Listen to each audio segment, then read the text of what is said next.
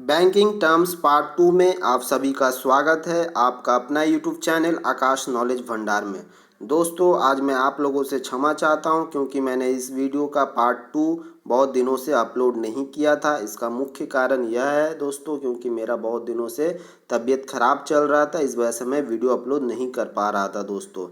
तो चलिए दोस्तों आज हम लोग स्टार्ट करते हैं हमारा आज का वीडियो बिना वक्त गवाए हमारे पहले टर्म्स के साथ में। हमारा पहला टर्म्स है दोस्तों skimming. Skimming is a method which is used by fraudsters to capture customers personal और account information of credit card. यानी कि स्किमिंग जो है दोस्तों एक तरह का एक प्रोसेस है जो कि फ्रॉडर्स के द्वारा यूज़ किया जाता है आपके पर्सनल अकाउंट का इन्फॉर्मेशन और डेबिट कार्ड या क्रेडिट कार्ड का इन्फॉर्मेशन को गेन करने के लिए। Customers card is swipe through the schemer and the information contained in the magnetic strip on the card is then read into and stored on the skimmer or an attached computer। यानी कि आपका जो debit card या credit card होता है दोस्तों वो skimmers के द्वारा यूज़ किया जाता है। उसके पीछे एक देखिएगा कार्ड के पीछे आपको एक मैग्नेटिक स्ट्रिप दिखता है दोस्तों, वो स्ट्रिप से वो आपका वो डेटा का मतलब कलेक्ट करता है और अपने सर्वर में उसको स्टोर करके रखता है दोस्तों। उसके बाद आपके वो कार्ड का मिस यूज़ करता है स्किमर्स लोग। तो इसलिए आप अपने जो कार्ड्स होते हैं उसके डिटेल्स को किसी के साथ भी शेयर ना करें, मेरा आपसे यही मतलब सलाह रहेगा आप लोगों के लिए दोस्तों। Skimming is a tactic used predominantly for credit card fraud, but it is also a tactic that is gaining in popularity among identity thieves। तो इसलिए दोस्तों आप सावधान रहिएगा। दूसरा हमारा है money laundering. Money laundering is a process of conversion of illegal money from various sources to appear to have originated from illegitimated source.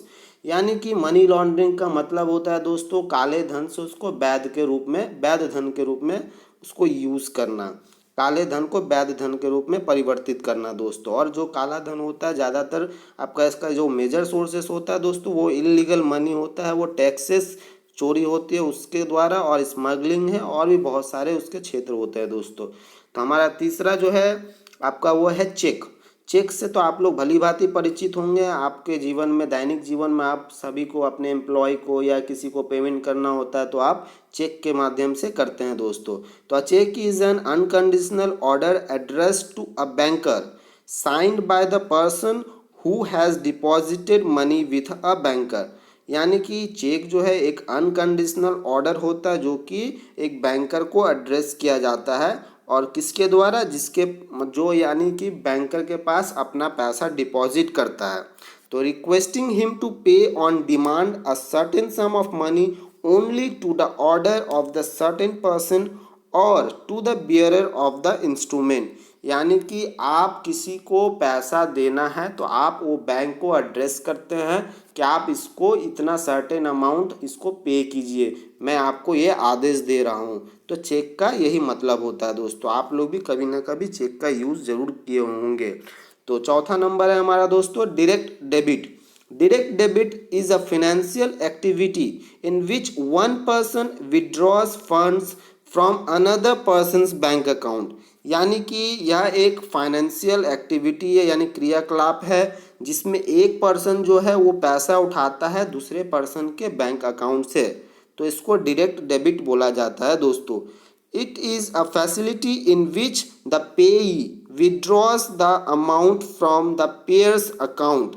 The payer has instructed the bank to allow the payee directly withdraw the amount from the account.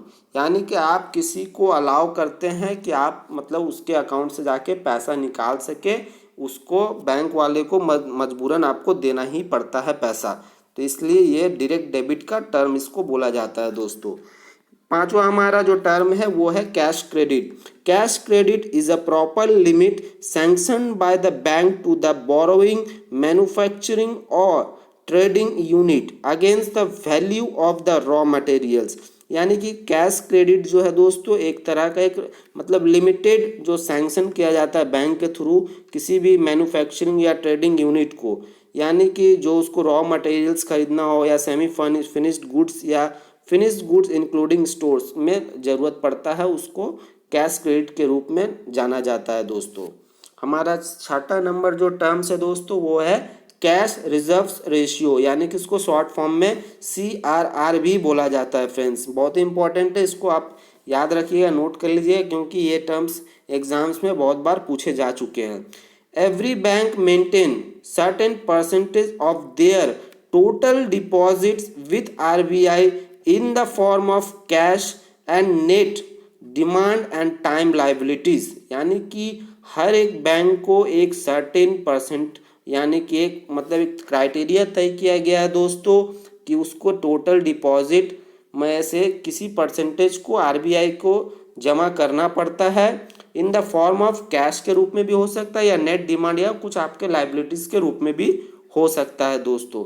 उसको cash reserves ratio बोला जाता है।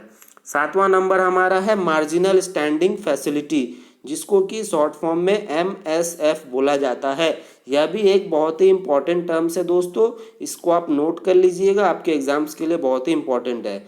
MSF is the rate through which bank can borrow funds for short time और overnight basis, यानी कि जो MSF है वह एक तरह का रेट होता है दोस्तों, जो कि बैंक बोरो करता है किसी से फंड्स बहुत ही कम समय के लिए, यानी कि शॉर्ट टाइम ओवरनाइट। ओवरनाइट बोलने का मतलब होता है दोस्तों, यानी कि 14 दिनों से कम वक्त के लिए, तो उसको MSF बोला जाता है। बहुत ही इंपॉर्टेंट है दोस्तों, याद रखिएगा।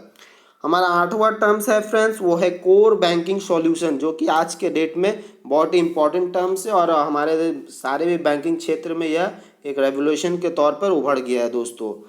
तो कोर बैंकिंग सॉल्यूशन, जिसको कि CBS सिस्टम बोला जाता है, CBS is the networking of branches which enables customers to operate their accounts and avail banking services from any branch of the bank on CBS network। यानी कि जो CBS है दोस्तों, नेटवर्किंग ब्रांचेस होता है, ये आपको, आप अगर किसी एक ब्रांच के जो मतलब आप ब्रांच में पैसा जमा करते हैं, आपका एक ब्रांच में आपका खाता होगा दोस्तों, अगर आप SBI में आपका खाता है दोस्तों, तो आप SBI के किसी भी ब्रांच में अगर जिसमें CBS मतलब ये प्रोसेस चलता है, तो आप किसी भी ब्रांच में जाकर आप अपना खाता को ऑपरेट कर सकते हैं इस माध्यम से। जो आपका कोर बैंकिंग सॉल्यूशन है, इसी के माध्यम से आप उसको ऑपरेट कर पा रहे हैं दोस्तों, जिस CBS नेटवर्क के वजह से ही। तो regardless of where the maintains his account, the customer is no more the customer of a branch, यानी कि आपको जैसे मैंने बोला कि आप अगर अपने एरिया के लोकल बैंक के मतलब आप कस्टमर हैं, तो आप सिर्फ उसी बैंक के कस्टमर नहीं रहे, आप किसी भी बैंक में जाकर उसका उपयोग कर सकते हैं अपने खाता का। तो यही इसका मतलब होता है दोस्तों, आप अपने ब्रांच से भी आगे जाकर हर एक ब्रांच का कस्टमर बन जाते हैं इस सिस्टम के माध्यम से। ही बिकम्स द बैंक्स कस्टमर, मतलब आप ब्रांच कस्टमर नहीं होते, उस वक्त आप बैंक्स कस्टमर होते हैं। तो यही होता है कोर बैंकिंग सॉल्यूशन का मतलब। ये बहुत ही इंपॉर्टेंट है दोस्तों आज के डेट में बैंकिंग क्षेत्र के लिए, इसको आप जरूर याद रखिएगा। चलिए हमारा देखते हैं आज अगला जो है वो है यूनिफाइड पेमेंट इंटरफेस, जिसको कि शॉर्ट फॉर्म में UPI बोला जाता है दोस्तों। आज के डेट में यह बहुत ही इम्पॉर्टेंट हो गया है दोस्तों पेमेंट के लिए। आप कभी भी देखते होंगे कि आप बहुत सारे UPI पेमेंट ऐप्स के थ्रू पेमेंट करते हैं, तो यही जो है वो है UPI। UPI का फुल फॉर्म होता है unified payment interface. This interface will integrate the entire payment systems in India. It uses a single application program interface with a series of application program interface APIs.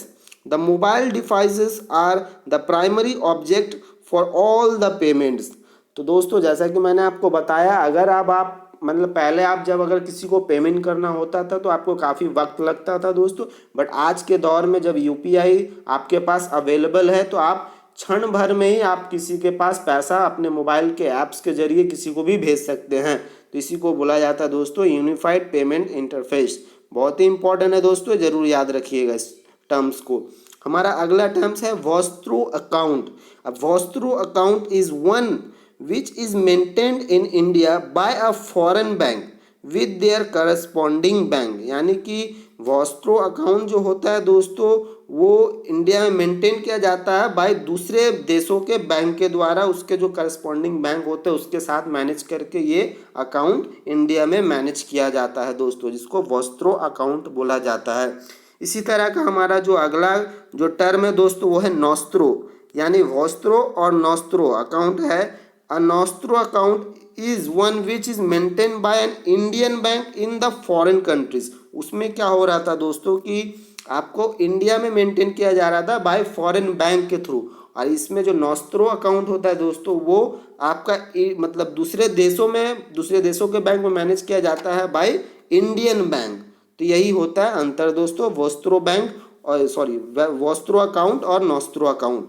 मेरा गला आज दोस्तों बैठा हुआ है, बहुत ही मतलब खराश जैसा महसूस करे, इसलिए आपको शायद साउंड थोड़ा सा मतलब डिफरेंट दिख मतलब महसूस हो रहा होगा दोस्तों। चलिए, हमारा जो आखिरी था ये दोस्तों हमारा आज के लिए ये जो टर्म था। हमारे अगला जो पार्ट आएगा दोस्तों इस सीरीज़ के रिलेटेड, तो पार्ट 3 में आपको और भी हमारी जानकारी आपको मिलेगी दोस्तों, हमारे इस वीडियो से रिलेटेड टर्म्स आपको और भी जानने को मिलेगी। इसलिए हमारे अगले वीडियो जानने के लिए दोस्तों आप इस चैनल को ज़रूर सब्सक्राइब कर लीजिएगा और बेल आइकन को ज़रूर दबा लीजिएगा दोस्तों, ताकि आपको हमारा जो वीडियो अपलोड करते ही आपको नोटिफिकेशन ईजिली मिलता रहे। Thank you so much friends for watching this video.